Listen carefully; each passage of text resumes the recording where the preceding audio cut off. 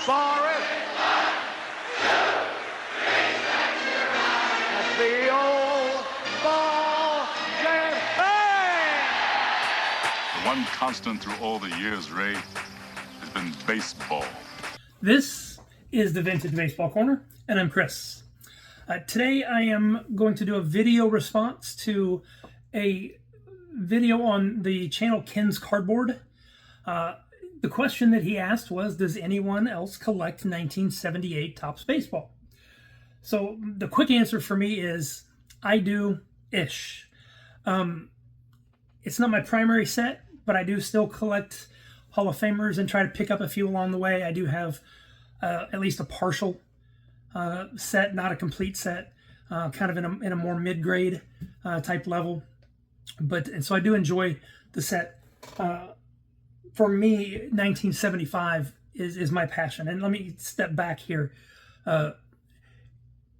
Ken's, and one of the things that I enjoyed about watching Ken's videos was that he definitely has a passion and an interest, a specific interest in the 1978 Topps. He has taken on a project of collecting SGC slabs of Hall of Famers, All-Stars, key players, leaders, those types of cards from that set, rather than chasing the whole set. With that, I can identify, because that's basically 1975 for me. I think 78 was the first year that he bought cards when he was a kid. 75 is that year for me.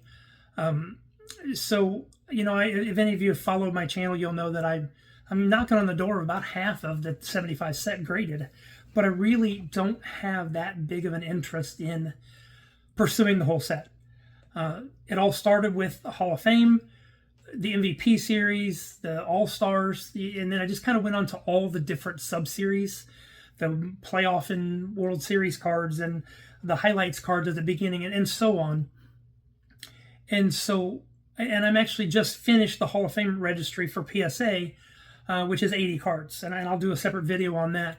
But ultimately speaking, I think the way he's going about it is the way I started with mine. I still pick up some commons here and there if they're cheap enough, or I do send off and have some commons graded if I think they're get strong enough grades. You know, I'm looking to try to do everything in at least a near mint 8. You know, one of the differences between you know, Ken and I is that he's an SGC guy and I prefer PSA. And for me, when I started with PSA, and then I kind of have a little bit of OCD-ish quality in that I like things to be the same. So I don't like to mix and match a whole lot of slabs and things like that. So the other thing that I like about the PSA is the registry allows me to enter all my cards into inventory. The registry provides sets and lists that I can, one, follow, try to attain, and try to fill out, you know, fill those sets like the Hall of Fame registry. And it gives me access to my full graded card inventory at any given time that I have my phone or my laptop with me. And I like that part of it. So ultimately speaking, whether you collect SGC slabs or you like PSA slabs, doesn't really matter. What matters is that you collect what you like, that you do what makes you happy, and that you enjoy the hobby. That's what matters, and that's what I think makes this hobby great. So with that, I think Ken and I have that in common, that we both have that passion and interest in, you know, the hobby, certain years and specific types of collecting. And so I just identified with his videos very well. Now, I'll say this, I don't know if I am doing this video response thing right. I've never done one. I don't know if there's certain rules or things that you're supposed to do. So I may be messing this all up. But what I can say is that I wanted to give KensCardboard a shout out. I'll link to his page, his channel in the notes. And I invite you to go check out his videos. He also has a big interest in hockey, which is not me. But if you have interest in hockey, definitely you'll find some entertainment there as well. So, you know, vintage baseball, hockey, those kinds of things, you'll find some good information and some entertainment at KensCardboard. So I wanted to give him a shout out. I wanted to say, yes, I do collect 1978 Topps to a lesser degree, and I want to show you the cards that I do have. So let's get to that now. There's some great players on that, even not necessarily the rookies like Lou Whitaker and then the Dale Murphy. Second year card, there's some great players on there, which we won't get into. That could be another whole video. I also included a nice grouping of outfielders that I felt were underappreciated. A few of those in the middle, Dave Parker, Dwight Evans, possibly even Dale Evans and Rusty Staub, should merit consideration for the Hall of Fame.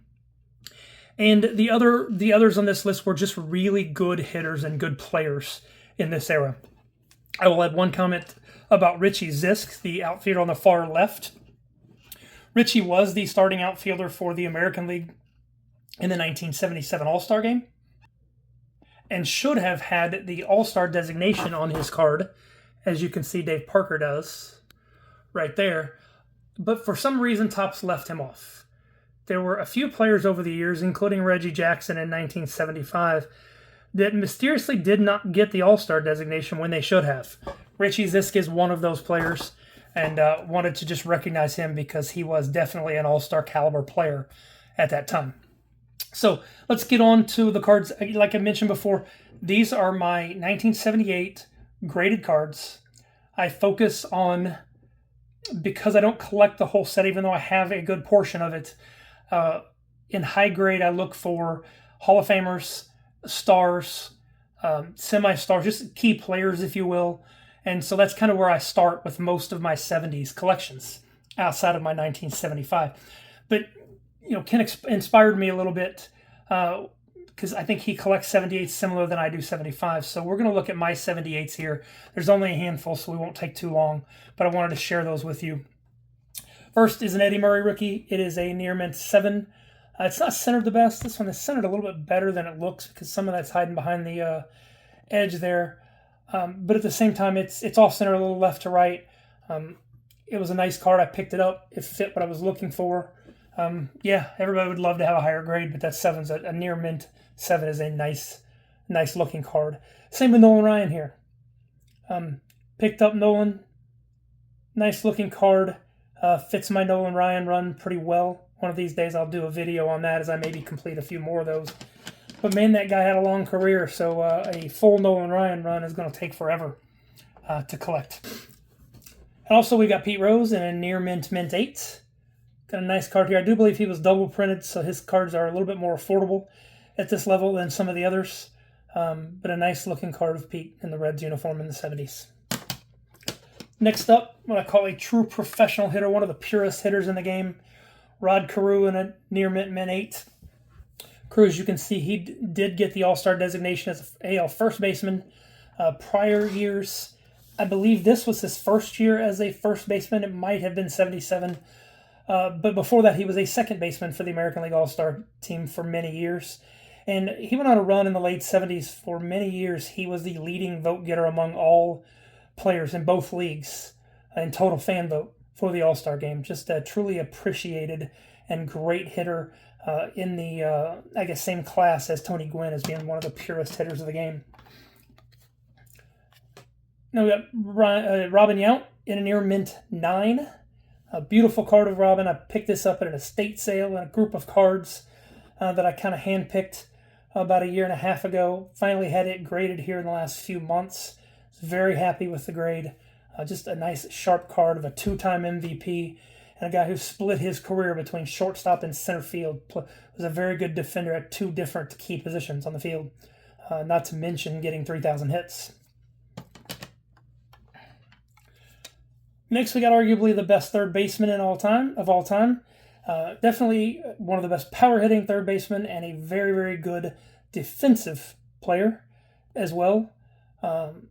He gets credit for being one of the best, and some will consider him the best of all time.